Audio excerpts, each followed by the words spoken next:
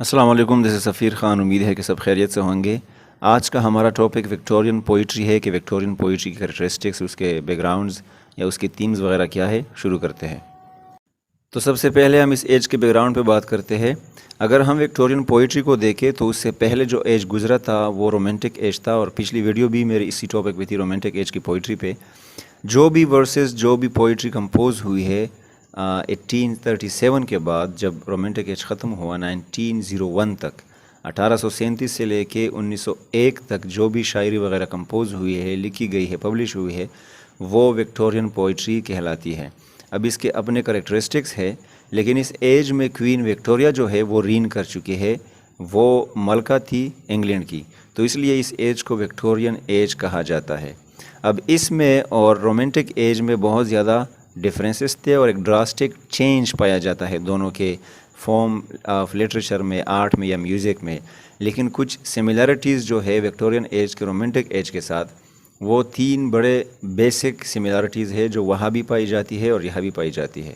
لیکن اس سے پہلے میں یہ بات کلیئر کر دوں کہ اس کے علاوہ یہ رومانٹک ایج کے خلاف ہی اٹھا تھا، اور بالکل بھی یہ پوئٹس اس طریقے کے شاعری کو پسند نہیں کرتے تھے، اپریشیٹ نہیں کر چکے ہیں۔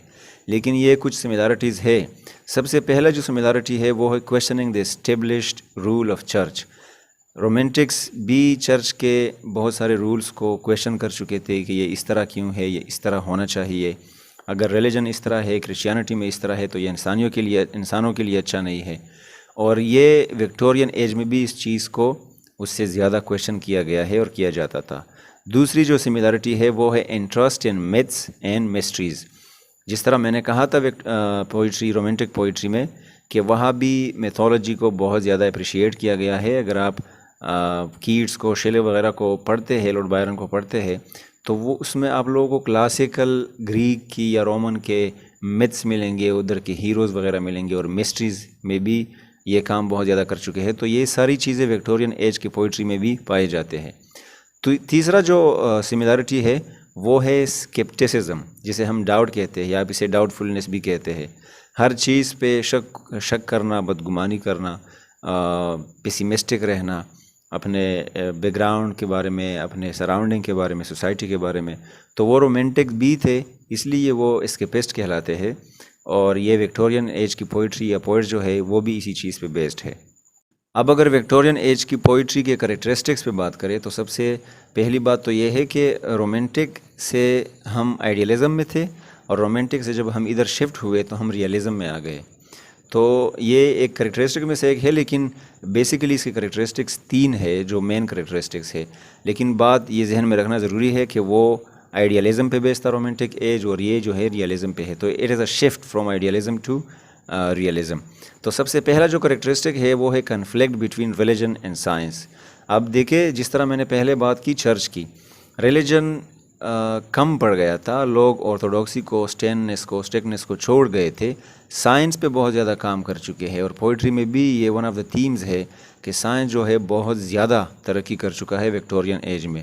اراؤنڈ دا ورلڈ پھر یہ ساری چیزیں پھیل جاتی ہے، کیونکہ اسی ایج میں یو کے نے، انگریزوں نے یہ ترقی، ٹرین، کیمرہ وغیرہ کے ایجاد کیا تھا۔ تو اس لیے ریلیجن سے لوگ تھوڑے سائڈ پہ ہو گئے تھے، اور ریلیجن کو کویسچن کرتے تھے، چرچ کو کویسچن کرتے تھے۔ تو یہ کنفلکٹ تھا، ایک افراتفری تھی ان دونوں چیزوں کے درمیان، ریلیجن اور سائنس کے درمیان۔ یوز آف سینسری ایلیمنٹس ہے دوسرا کریکٹرسٹک۔ آپ اپنے سینسز کو فالو کرتے ہیں، جو آپ کا دل کہے، جو آپ کی آنکھیں دیکھے، جو آپ سونگے، جو آپ سنیں، تو سینسری ایلیمنٹس پہ بہت زیادہ بیلیو کرتے تھے۔ اور تیسرا جو کریکٹرسٹک ہے وہ ہے پیسیمزم۔ یہ لوگ بہت زیادہ پیسیمسٹک بھی تھے، امیجینیشن کے خلاف تھے، امیجری پہ یہ زیادہ بیلیو نہیں کرتے تھے جس طرح رومانٹکس کرتے تھے۔ تو یہ ریئلسٹک تھے، اس لیے پیسیمسٹک بن گئے تھے۔ زیادہ ریالٹی پہ جانے کے بعد، زیادہ سوچ بچار کرنے کے بعد یہ پیسیمسٹک بن گئے تھے۔ اب اس پوئٹری کی اگر ہم تھیمز پہ بات کریں تو سب سے پہلا جو تھیم ہے وہ ریئلزم ہے، اور ریئلزم کلاسیکل پوئٹری میں بھی پایا جاتا تھا، آئیڈیالزم اس میں نہیں ہے رومانٹک کی طرح۔ دوسرا جو تھیم ہے وہ فوکس آن ماسز ہے، کہ اس کے ارد گرد جو لوگ ہیں، جو چیزیں ہیں، آپ یہ بھی کہہ سکتے ہیں کہ میٹیریلسٹک تھے، میٹیریلزم پہ بیسڈ تھیمز اس پوئٹری میں پائی جاتی ہے۔ تیسرا جو تھیم ہے وہ پیسیمزم ہے، جس کو ہم نے ڈسکس کیا کہ یہ چیزوں کے بارے میں ڈارکلی سوچتے تھے، پیسیمسٹک تھے، آپٹیمسٹک نہیں تھے، پازیٹیولی نہیں سوچتے تھے، کیونکہ یہ بہت زیادہ ریئلسٹک تھے۔ سائنس جب بیچ میں آ جاتی ہے تو آپ ریئلسٹک بن جاتے ہیں، آپ امیجنری کو، آپ میٹافزیکل چیزوں پہ بیلیو کرنا چھوڑ دیتے ہیں۔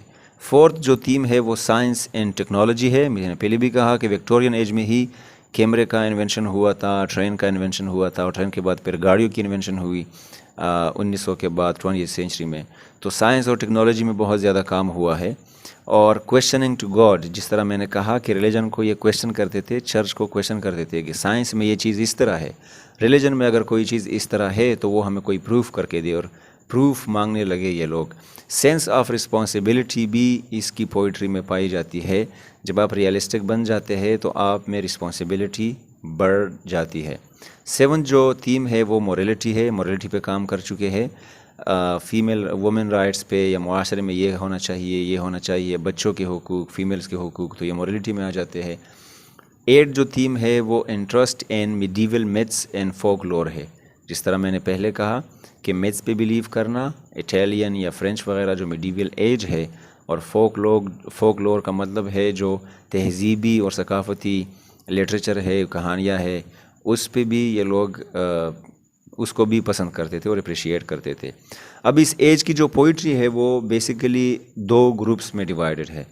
ایک جو گروپ ہے اس کو دا ہائی وکٹورین پوئٹری کہا جاتا ہے، جس میں جو بڑے رائٹر پائے جاتے ہیں وہ اس میں آ جاتے ہیں۔ فار ایگزامپل ایلفریڈ لارڈ ٹینیسن جو ہے، اور اس ایج کو دا ایج آف ٹینیسن بھی آپ لوگ کہہ سکتے ہیں، وکٹورین ایج کو، اگر آپ پوئٹری پہ صرف بات کریں، ناول وغیرہ پہ نہیں، پروز پہ نہیں، یا ڈرامہ پہ نہیں، تو اگر آپ صرف پوئٹری پہ بات کرتے ہیں تو آپ ایسا کہہ سکتے ہیں کہ ٹینیسنس پوئٹری یا ایج آف ٹینیسنس پوئٹری، آپ وکٹورین پوئٹری کو اس طرح کال کر سکتے ہیں۔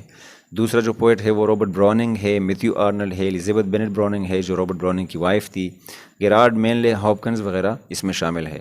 تو یہ جو ہائی وکٹورین پوئٹری ہے، بیسیکلی جو وکٹورین پوئٹری تھی وہ پوئٹس اس میں آ جاتے ہیں، اور یہ ایج اسی لوگوں نے شروع کیا تھا اور اسی پہ بیس تھا، اس کی پوئٹری پہ بیس تھا۔ دوسرا جو گروپ آف پوئٹس ہے وہ دا پری ریفیلائٹس ہے، اور یہ اس میں پینٹرز، سانگ رائٹرز، پوئٹس وغیرہ یہ سارے شامل تھے، اور اس کی موٹو ہائی وکٹورین پوئٹری سے تھوڑا الگ تھی کیونکہ یہ رینیسانس سے اٹیچ تھے۔ ولیم ہالمن ہنٹ اس میں شامل ہے، جان ایوریٹ میلیاس اس میں شامل ہے، ڈانٹے گیبریل روزیٹی اور ولیم میکائل روزیٹی جو برادر اینڈ سسٹرز ہیں دونوں، جیمز کولنسن، فریڈرک جارج اسٹیفنز اور تھامس وولنر اس میں شامل ہے۔ سو آئی ہوپ کہ گروپس بھی آپ لوگ سمجھ گئے، تھیمز اور کریکٹرسٹکس بھی آپ لوگ سمجھ گئے۔ اگلی ویڈیو تک اپنا بہت سارا خیال رکھے۔ Thank you very much.